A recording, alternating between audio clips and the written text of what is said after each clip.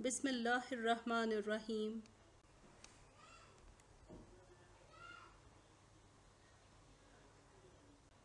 This is Fahmina Umar, Divisional Public School and Intermediate College, Lahore. Dear students, in the previous lecture, we studied about the term homeostasis in detail. Let's proceed further to discuss homeostasis in plants. Plants respond to environmental changes and keep their internal conditions constant. That is, they also apply homeostasis. They apply different mechanisms for the homeostasis of water and other chemicals, oxygen, carbon dioxide, nitrogenous waste materials, etc. Plants exhibit homeostasis by these processes: removal of extra carbon dioxide and oxygen, removal of extra water, removal of other metabolic wastes. Removal of extra carbon dioxide. In daytime, carbon dioxide produced during cellular respiration is utilized in photosynthesis, and hence it is not a waste product. In this picture you can see during day plants carry out photosynthesis and respiration side by side. So carbon dioxide produced during respiration is utilized to carry out photosynthesis. Hence carbon dioxide is not a waste product. Here you can see atmospheric carbon dioxide also enters leaf cells through stomata, while water and oxygen are given out. At night, it is surplus because there is no utilization of carbon dioxide. It is removed from the tissues cells by diffusion. Look at this picture again. At night, as there is no photosynthesis, carbon dioxide produced as a result of respiration is given out as waste product. My dear students, let me make you clear about a fact. Plants carry out photosynthesis only in the presence of light, but they do respire all day long. Process of photosynthesis stops at night, but the process of respiration never stops. Now you see, at night carbon dioxide diffuse out of the leaf cells through stomata, while plants take in oxygen from the environment.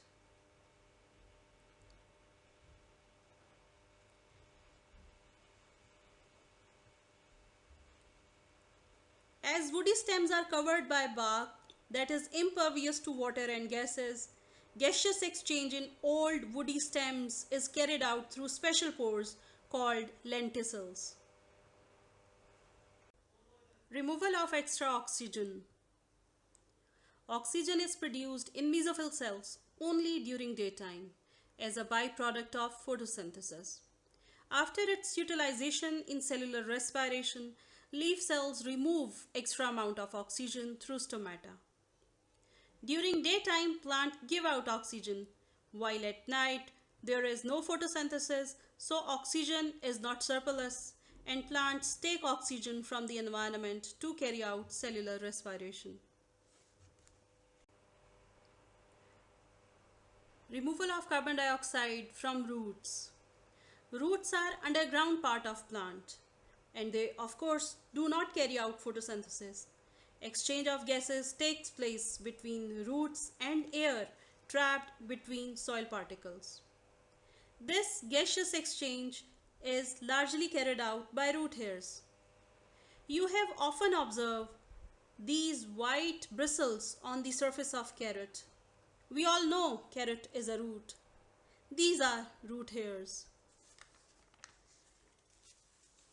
Root hairs increase the efficiency of gaseous exchange in roots because they are thin and can penetrate between soil particles.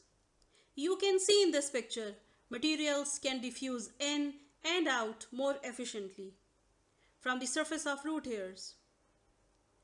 In roots, gaseous exchange is carried out from the air trapped between soil particles. This picture would make you more clear about gaseous exchange by roots. Red arrows show how oxygen is taken up, and blue arrows indicate how carbon dioxide diffuse out of roots. Let's discuss how extra water is removed by plants. Plants obtain water from two sources. Main source is of course the soil, and the other is water produced in body during cellular respiration. You are very much familiar of this equation. Breakdown of glucose molecule gives 6 water molecules.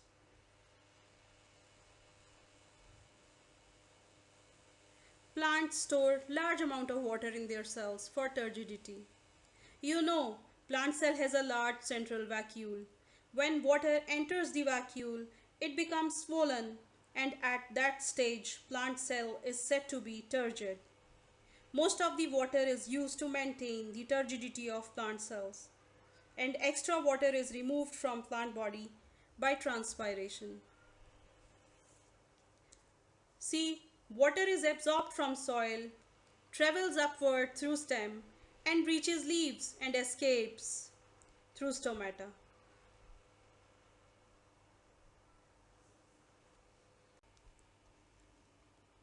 Some plants get rid of extra water through guttation.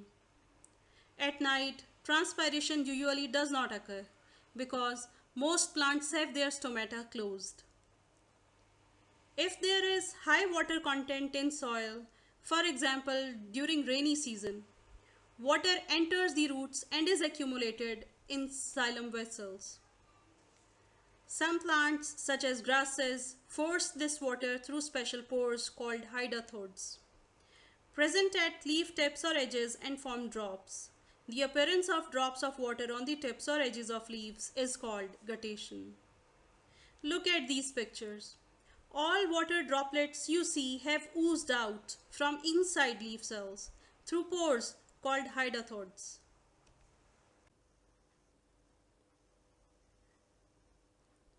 This table is of course not from your book, but if you go through these points, you can enhance your knowledge about the processes of guttation and transpiration. You should not confuse guttation with dew. Guttation appears as single droplets of water, and it is the plant's way of removing water. Means this water coming out from inside the body of the plants, while on the right side the droplets of water are not coming from inside plant body. Instead, these were the water vapors that have been condensed on the surface of leaf. Removal of other metabolic wastes. Plants deposit many metabolic wastes in their bodies as harmless insoluble materials. For example, calcium oxalate is deposited in the form of crystals in the leaves and stems of many plants, for example, in tomato. In these pictures, you can see crystals of calcium oxalate deposited inside and on the surface of leaf. Plants used to deposit these wastes on leaves to get rid of these wastes along with leaf fall. The removal of excretory products is a secondary function of leaf fall. If leaves are not shed, calcium oxalate just remains as harmless crystals in the leaves. Other waste materials that are removed by plants are resins by coniferous trees, gums by kikar, latex by rubber plant. In the second picture, you can see how latex is harvested. Mucilage by carnivorous plants and ladyfinger, etc. Let's discuss osmotic adjustments in plants. Plants are divided into many categories on the basis of habitat, out of which 3 are discussed in your book. Plants that are fully or partially submerged in water are regarded as hydrophytes. Plants that live in dry and arid conditions, for example deserts, are called xerophytes. And the plants that live in salty environments are called halophytes. Hydrophytes. Plants which live completely or partially submerged in fresh water. Living in fresh water, they never face the problem of water shortage. They have developed mechanisms for the removal of extra water from their cells. For example, hydrophytes have broad leaves with a large number of stomata on their upper surfaces. This characteristic helps them to remove the extra amount of water. In contrast, land plants cannot afford broad leaves, and stomata are also present on underside of the leaf to conserve water. By comparing hydrophytes with land plants, we can conclude that hydrophytes have developed themselves according to their environment. The most common example of such plants is water lily. Xerophytes. Xerophytes live in dry environments. They have developed them according to their habitat. As they face the problem of water shortage, they possess thick, waxy cuticle. Layer of cuticle on leaves helps plants to avoid excessive loss of water by transpiration. They have less stomata means less transpiration means less loss of water. Here, look at these shining, small but thick leaves. They are shiny because of thick layer of cuticle on them. Such plants have deep roots to absorb maximum water from soil. Look at this picture. It shows you the deep and extensive root system in xerophytes. As the soil on which xerophytes grow have less water, their roots have to travel long in search of water. Some xerophytes have special parenchyma cells in stems or roots in which they store large quantities of water. This makes their stems or roots wet and juicy, called succulent organs. Look at these swollen stems of xerophytes. Such swollen organs are capable of storing water in them. Such organs are called succulent organs. Cacti are the common examples of such plants. Halophytes. Seawater is salty as compared to fresh water. Plants that live in seawater are adapted to salty environments are called halophytes. Salts enter in the bodies of such plants due to their higher concentration in seawater. On the other hand, water tends to move out of their cells into the hypertonic seawater. Prior to proceed further, let me ask a question.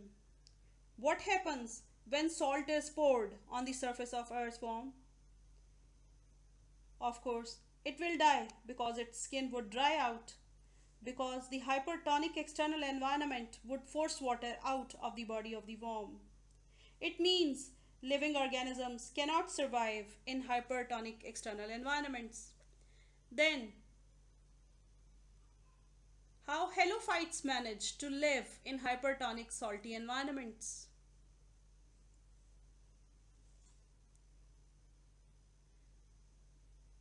The answer for this question is when salts enter into cells, plants carry out active transport to move and hold large amounts of salts in vacuoles. Salts are not allowed to move out through the semipermeable membranes of vacuoles, so the sap of the vacuoles remain even more hypertonic than the seawater. In this way, water does not move out of the cells. Let's try to understand this point by the help of this picture. These green bars indicate cell membrane, and you can see salt concentration outside cell is less as compared to inside of the cell.